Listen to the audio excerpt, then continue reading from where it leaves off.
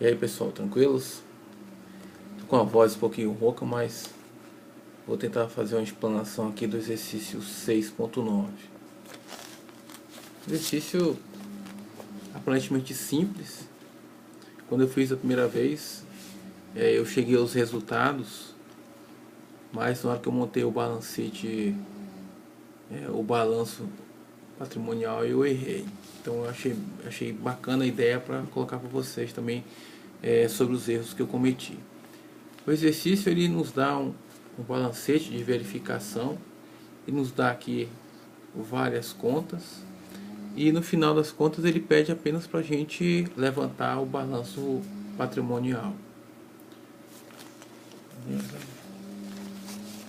Bom, então a gente tem que saber, a primeira coisa é separar as contas no balanço patrimonial.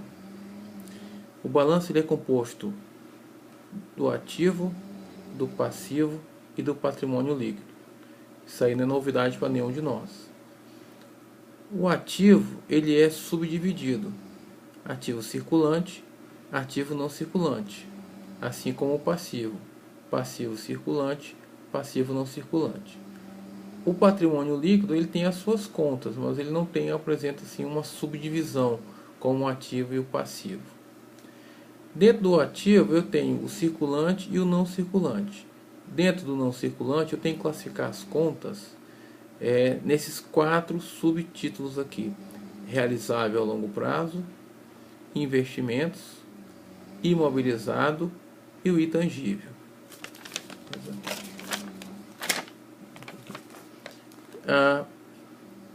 Vale a pena a gente fazer uma ressalva aqui para a gente fazer essa classificação no circulante e do não circulante. A diferença do circulante para o não circulante está na questão do curto prazo ou do longo prazo. Vou dar um exemplo. Caso algum fato gerador tenha acontecido no ano, final X1, inicia-se lá 1º de janeiro de X1 e finaliza em 31 de dezembro de X1. Eu tenho o ano X2 e eu tenho o ano X3. Tudo que for de curto prazo vai estar dentro do ativo circulante. Como é que eu faço essa divisão, essa estrutura? É simples.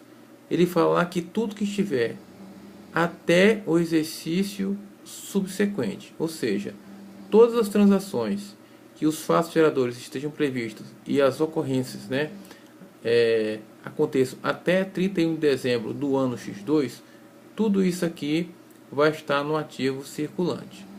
Por exemplo, eu tenho lá um seguro antecipado que começou no mês de novembro do ano X1 e vale por um ano, ou seja, até o mês de novembro do ano X2. Então, todo esse período de um ano, veja que ele começa no final de X1 e termina no final de X2. Mas todo esse período, para a contabilidade, é classificado como ativo circulante, ou seja, é um realizável a curto prazo. O que exceder esse curto prazo vai entrar no que nós chamamos de longo prazo. É comum a gente ter uma questão, por exemplo, títulos a receber, que ele tem um período a receber no curto prazo e posteriormente um período a receber no longo prazo. Tranquilo? Outra coisa que foi no caso que eu errei na questão é que na hora de classificar as contas do ativo circulante, a gente tem que levar em consideração que essas contas têm que estar dispostas em ordem decrescente de grau de liquidez.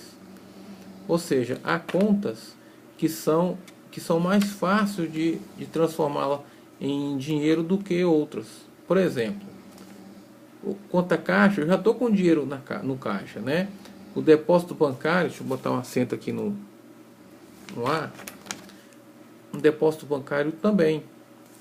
Clientes, o que eu tenho a receber tem um grau de liquidez maior do que, por exemplo, mercadorias que eu ainda tenho que vender.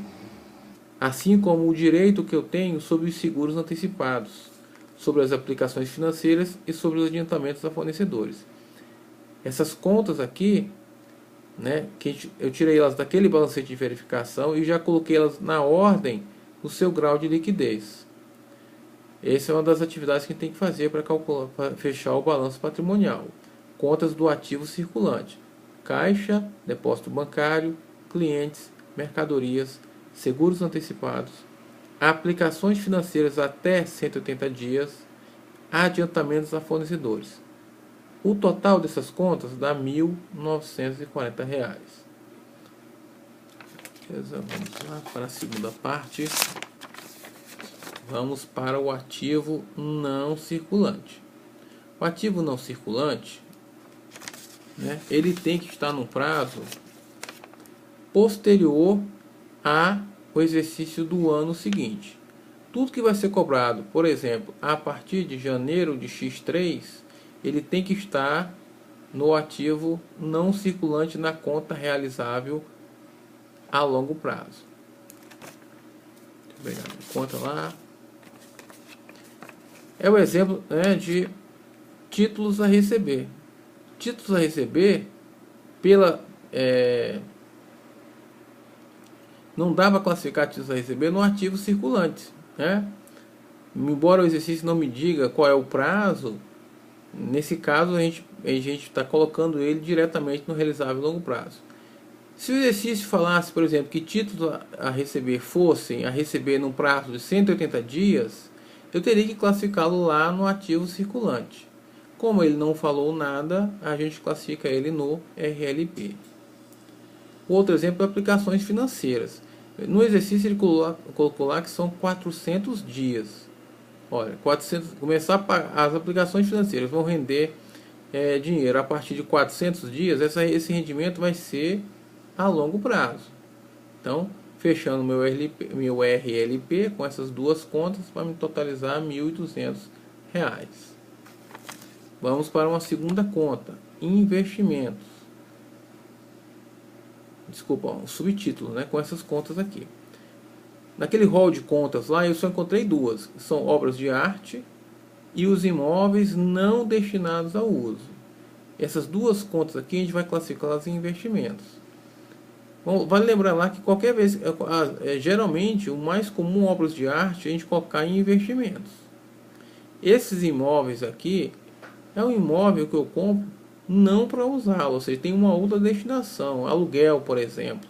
Imóvel destinado a aluguel, eu não estou destinando ele ao uso próprio, então a gente vai classificar ele como investimento e não como imobilizado. Vai perfazer um total aqui de R$ 800. Vamos partir para o imobilizado.